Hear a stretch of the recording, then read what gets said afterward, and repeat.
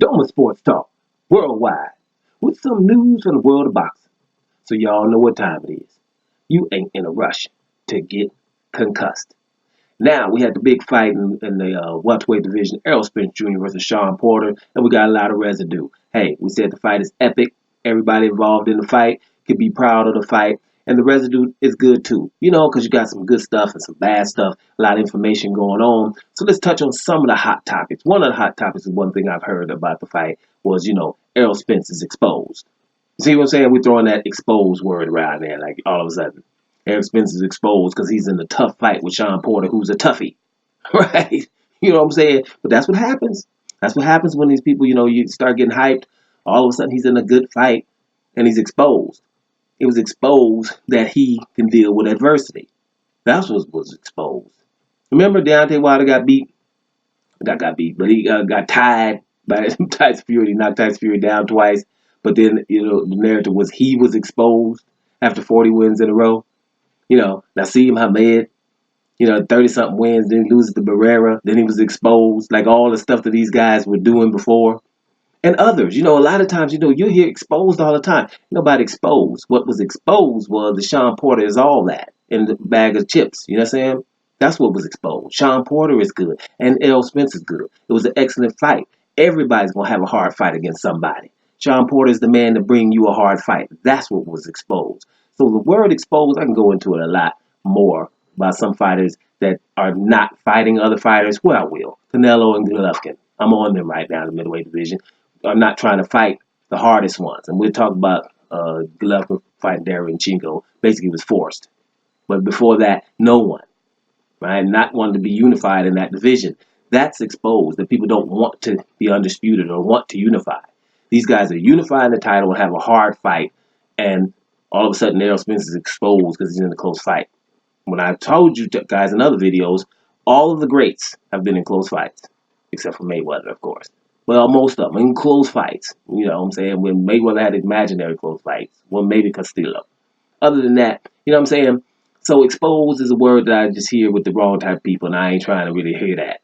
Errol Spence was definitely not exposed. Shawn Porter is all that. Let's talk about Shawn Porter for a minute. Shawn Porter came in that fight as an underdog, 6-1 underdog, or maybe 10-1, and so from what I've heard, and came in there and brought the fight to your boy, Errol Spence Jr., just like he brought the fight to everybody he's fought. Right? His losses were against massive welterweights in close fights. Thurman and Kell Brook. That can happen. Now Errol Spence. All of them elite fighters. Right? Now he's saying, well, shoot, Porter was like, I'll rematch you. Or I'll go fight Terrence Crawford. The one that's across the street that nobody else is trying to get with.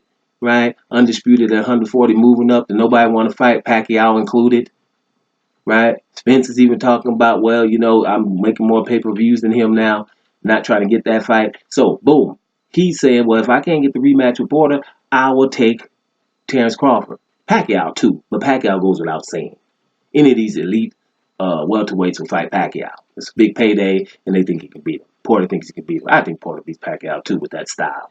But the bottom line is he's willing to take Terrence Crawford, and not too many people are trying to do that when it comes to Terrence Crawford. You know what I mean? So you're talking about a guy that got in the ring with Errol Spence, did a damn good job, damn near beat him, want to fight him again if he can, if they rematch him, and Spence has said, hey, bring it on. And then if not, though, I'll go fight Terrence Crawford. That brings me to the other point. You're getting some Errol Spence could be fighting Danny Garcia on January 25th, and most people don't like it. Well, if you don't like it because he can't get Terrence Crawford, I'm down with you. You know what I mean? Let's go and get Terrence Crawford. That would be all that, right? Pacquiao to a less extent. But if you can't get one of those guys, the only guy that's elite that's left is Danny Garcia, right? And Danny Garcia is being disrespected, right? Because he's like, they forget because he hasn't done nothing really lately. And let's be real, he's had some losses, close fights against, with Shawn Porter, another close fight against Keith Thurman. Two of the best close fights, and it's pretty impressive seeing as though he's not a welterweight like them. He came up to welterweight because in his division under 140, he was very dominant. He didn't become undisputed, but damn near. Everybody if somebody thought was froggy, it was Victor Poster, who he beat after that? Matisse, when Matisse was Matisse, Matisse probably hit him the hardest. I don't even think Errol Spence is going to hit him as hard as Matisse did to knock that mouthpiece out. Danny Garcia, shoulder chin, has never been hurt, and has a left hook from hell. Right? Yeah, yes, and he's done his business. He's done enough to be in a fight against Errol Spence. If Errol Spence is not going to unify, then the very next person is Danny Garcia. So I don't have a problem with that if we're not going to get. I would rather see Terrence Crawford versus Errol Spence. But if I can't see that right now, then I would have no problem with Errol Spence fighting Danny Garcia, which is a 6-1 odds, which is less than Shawn Porter. You know what I mean? So that's not that bad. And then let Shawn Porter go get Terrence Crawford. Then, if they both come out of that, then that rematch with Shawn Porter and Errol Spence is great. Or Terrence Crawford beats Shawn Porter better than Errol Spence, right? Then Errol Spence handles Danny Garcia easily or whatever. But that just shows you how good the welterweight division is. Because I left about 2 or 3 names out of there. So it's basically popping. No, your boy Errol Spence was not exposed. Shawn Porter is all of that. And if Errol Spence fights Danny Garcia and Shawn Porter fights Terrence Crawford, that's cool too.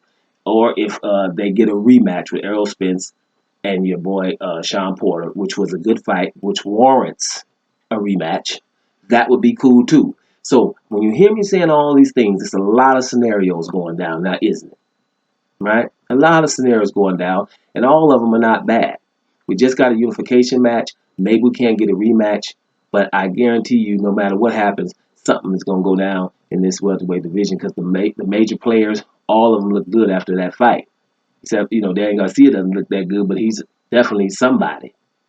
So, and you had a good fight with Keith Thurman and Manny Pacquiao, who came back to beat Keith Thurman after his loss to Jeff Horn. So everybody is kind of looking really good right now. Let's see what it is going forward. Let's stay optimistic, guys. Let's not get down on these fights because, like I say, your boy Danny Garcia is still in the mix. So if that's the fight we get, it's not the one we wanted, but it's definitely not a bad fight. Dome Sports Talk, worldwide. And I'm up out of here, y'all.